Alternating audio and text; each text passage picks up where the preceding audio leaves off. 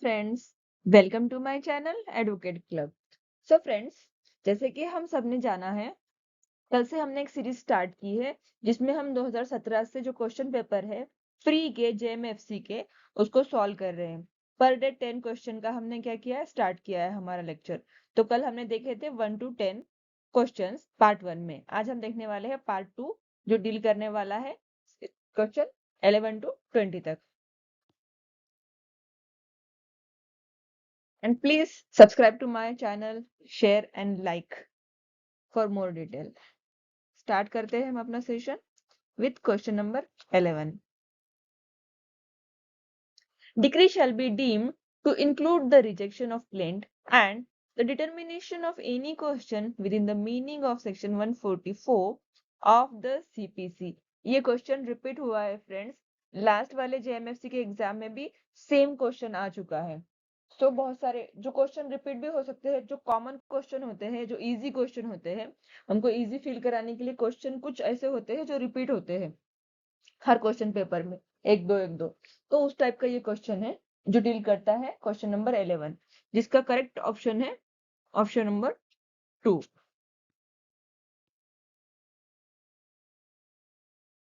Okay, as per section 2 of CPC जो deal करता है डिग्री की डेफिनेशन से, उसमें स्पेसिफिकली मेंशन है कि ऑप्शन नंबर 2 या जो डेफिनेशन दी रखी है वो करेक्ट है। Next question number 12, whether an issue heard and finally decided by competent court of limited jurisdiction shall operate as a res judicata in a subsequent suit, notwithstanding that such court of limited jurisdiction was not competent to try such suit. तो question number 12 का correct answer है 2 friends. Yes, it is correct. Why so? Because explanation 8 of section 11 of CPC बोलता है same, इसलिए जो option हमारा होने वाला है 2 इज करेक्ट। नेक्स्ट क्वेश्चन है question number 13, the provision of res judicata also apply to the execution proceeding of a decree. So the correct answer is 1, true. Yes, it is true. Why it is true? Because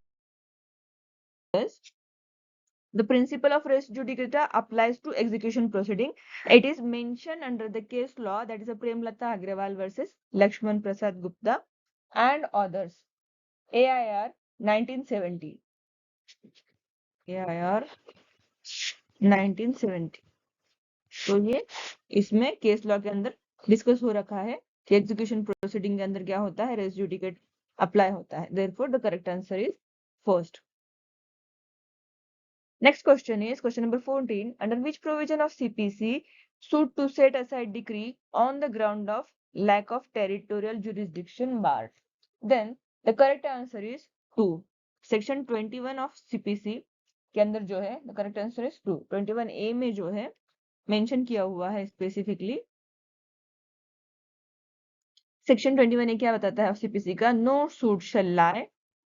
The validity of decree passed in the former suit between the same parties or between the parties under whom they are or any of them claim litigating under the same title on any ground based on the objection as to the place of suing. इसलिए जो correct answer हमारा होने वाला that is answer number 2, option number 2। 15 question जो है हमारा वो deal करता है, a person detained in civil prison in execution of a decree can be released before expiration of period of detention order. So the correct answer is 14, all of the above. Why? So because on the payment of entire amount तो छूट जाएगा वो, which is warrant issue होगा request of decree holder ने request किया था कि वो अरेस्ट करने पर्सन को उसके बोलने पर, या non payment of subsistence allowances by decree holder ने क्या किया, पेमेंट नॉन नहीं किया, जमा नहीं कराया अलाउंसेस, देयरफॉर आल्सो ये ग्राउंड हो सकता है उसके रिलीज कराने का। तो correct answer is all of the above, answer number 4, option number 4। 16 question है, in a civil suit where a decree is silent as regards future interest shall be deemed to have been refused and a separate suit shall not lie. तो 16 का जो answer होने वाला है true, first answer होने वाला है। Why so? Because section 34(2) of CPC का बोलता है where such a decree is silent, जब डिक्री में कुछ मेंशन नहीं है कोर्ट ने किया हुआ with respect to the payment of further interest, extra interest मिलने के लिए, on such principal sum from the date of the decree to the date of the payment और other earlier date the court shall deem to have refuse such interest. तो इसको क्या माना जाएगा कि इस कोर्ट ने रिफ्यूज कर दिया, और इसके लिए जो सेपरेट सूट है वो भी क्या होता, फाइल नहीं कर सकते आप, no separate suit file against that interest. वो इंटरेस्ट के लिए आप क्या कर सकते हो, सेपरेट सूट फाइल नहीं कर सकते हो। नेक्स्ट वाला क्वेश्चन है हमारा question number 17, where defendant is confined in prison the suit summons shall be served upon him. तो किसके ऊपर जाएगा, सिंपल सी बात है, by delivery of the summons to the officer in charge of the prison for service on the defendant. क्यों ऐसा, क्योंकि ऑर्डर 5 रूल 24 ऑफ सीपीसी बोलता है where defendant is confined in prison the summon shall deliver और sent by post such courier service as may be approve by high court. जो भी method होगी, जो भी मोड हो सकते हैं सर्विस के, वो हाई कोर्ट डिसाइड करेगा। उस मोड से फैक्स से भी हो सकता है, इलेक्ट्रॉनिक मेल से भी हो सकता है, और by any other means provided by the rule made by the high court, किसी भी रूल से जो हाई कोर्ट बोलेगा उससे, टू द ऑफिसर इंचार्ज। किसको होगा, to the officer in charge of the prison for service on defendant. तो officer in charge of the prison को क्या होगा, सर्विस होगा डिफेंडेंट के ऊपर सर्व करने के लिए, ऐसा बोलता है ऑर्डर 5। नेक्स्ट क्वेश्चन है question number 18, an aggrieved informant on refusal on the part of officer in charge of police station to record information regarding cognizable offence में sent in writing substance of the information by post to the superintendent of the police. The correct option is option number 4 as per section 154(3) of CRPC. Next question is 19. For offense punishable with fine only, the period of limitation for taking cognizance is, the correct answer is 2, that is 6 months. Why so? Because under section 468(2)(a) of CRPC, it is specifically mentioned that the limitation of period. The last question of the day, that is a 20, as per section 357 of CRPC, order to pay compensation can be passed. The correct answer is 4.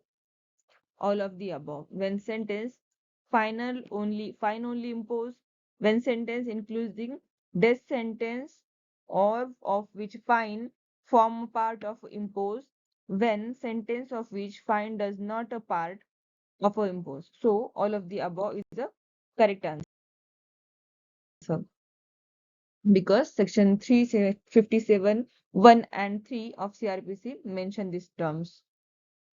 So आज के बुकाते हैं हम friends. Thanks for watching, please share and subscribe to my channel, comment for further any information और any doubt.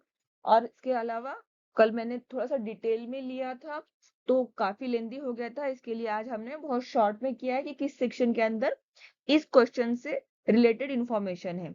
बस इतने के ऊपर हम इस तरह से शॉर्ट वीडियो करेंगे ताकि आप भी थोड़ा सा बोर फील ना करो, और हम डेली के 10 क्वेश्चन करते हुए जल्द से जल्द हमारे पूरे जो प्रीवियस ईयर क्वेश्चन पेपर के डिटेल इंफॉर्मेशन के साथ थोड़ा सा आगे बढ़ते चले।